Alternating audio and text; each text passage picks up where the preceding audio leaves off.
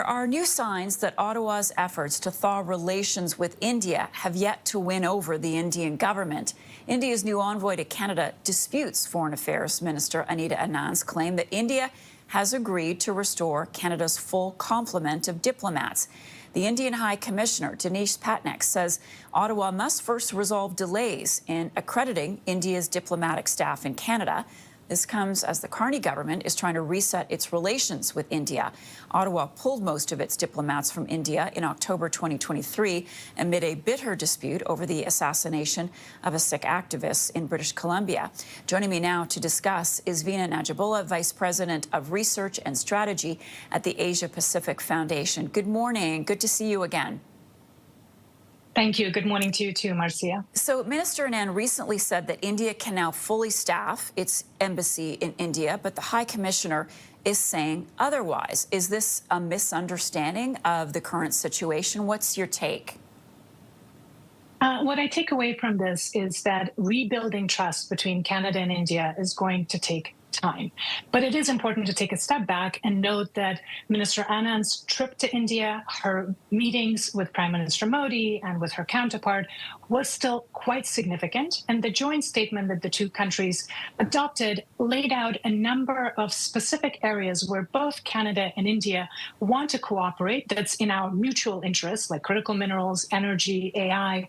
But for that to happen, for us to be able to make that a reality, we need diplomats in each other's countries. And we need Canadian diplomats to be able to be based in India to make that work happen, to be able to support people-to-people exchanges and business exchanges and so forth. So I think this discussion around visas and around getting our diplomats back on the ground in each other's countries is an important one and needs to continue at the highest levels. An important one, but is it, how big of a hurdle is it? What does this dispute signal over staffing?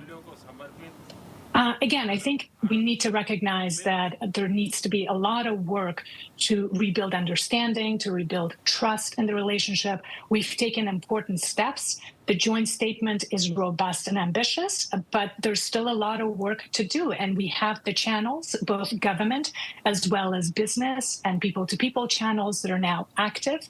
The key issue is that it's in the interest of both countries in Canada to rebuild the relationship, to make sure that whatever we now put in place serves the interests of Canada in our instance, that allows us to advance our economic objectives, that allows us to protect public safety and security concerns that we have, and that it will take time. It won't be just one visit, and it's not just one statement from the High Commissioner. We have to keep the bigger picture in mind.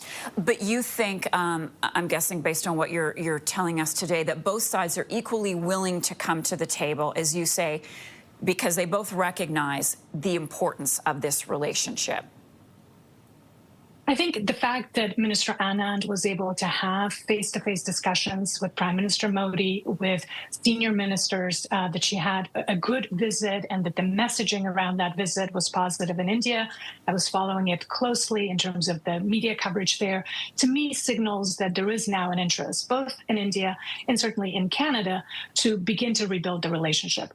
It's in the interest of both. We're both trying to diversify economic partners. We're both trying to build relationships at a time when U.S. and China continue to be protectionist and continue to be disruptive. So I think we are on the road to that rebuilding, but it will take time. And trust, once broken, takes time to restore. And that's what I think we're seeing.